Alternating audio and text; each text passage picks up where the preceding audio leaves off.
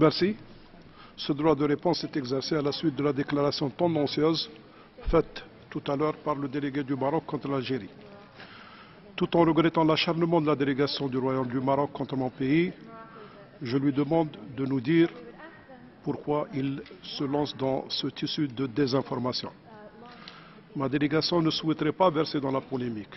Toutefois, je tiens à préciser que la position de mon pays concernant le Sahara occidental est conforme à la légalité internationale qui considère ce territoire comme étant un territoire non autonome et donc sous le joug colonial du Maroc. Mon pays a d'ailleurs été à plusieurs fois réconforté dans sa position concernant cette question, comme l'attestent les récents développements.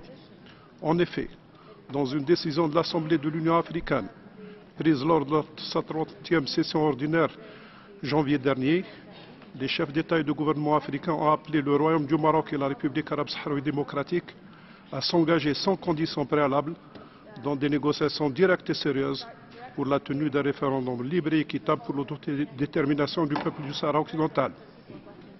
La République arabe sahraoui démocratique, membre fondateur de l'Union africaine, a participé aux côtés de 54 autres pays membres de l'Union africaine, dont le Maroc, aux travaux du sommet Union africaine-Union européenne, tenu à Abidjan le 29 et 30 novembre. Troisièmement, dans une décision du 26 décembre 2016, la Cour de justice de l'Union européenne a exclu le Sahara occidental du champ d'application de l'accord de libre-échange entre l'Union européenne et le Maroc. Cette position vient d'être réaffirmée la semaine dernière par cette même Cour dans une décision rendue il y a une semaine, le 27 février dernier, qui a exclu le Sahara occidental du champ d'application de l'accord de pêche entre le Maroc et l'Union européenne, en arguant du fait qu'il fallait tenir du compte statut séparé et distinct du Sahara occidental.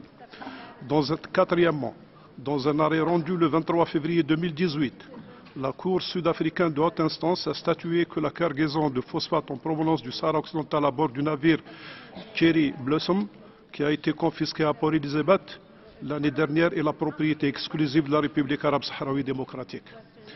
Par conséquent, il est évident que la souveraineté que clame le Maroc sur le Sahara occidental n'est reconnue ni par les Nations unies ni par la communauté internationale.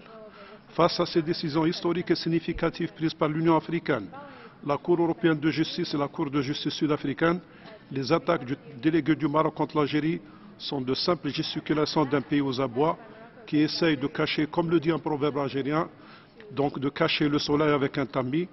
Pour terminer, je voudrais demander aux membres de ce Conseil que valent les contre-vérités assénées par la délégation marocaine face aux décisions prises par ces instances que je viens de citer. Bien plus, je voudrais également attirer l'attention de ce Conseil sur le fait que les insultes et propos diffamatoires tenus par le délégué du Maroc contre mon pays, elles manquent de consistance, ne sont pas crédibles et même dérisoires. Je vous remercie.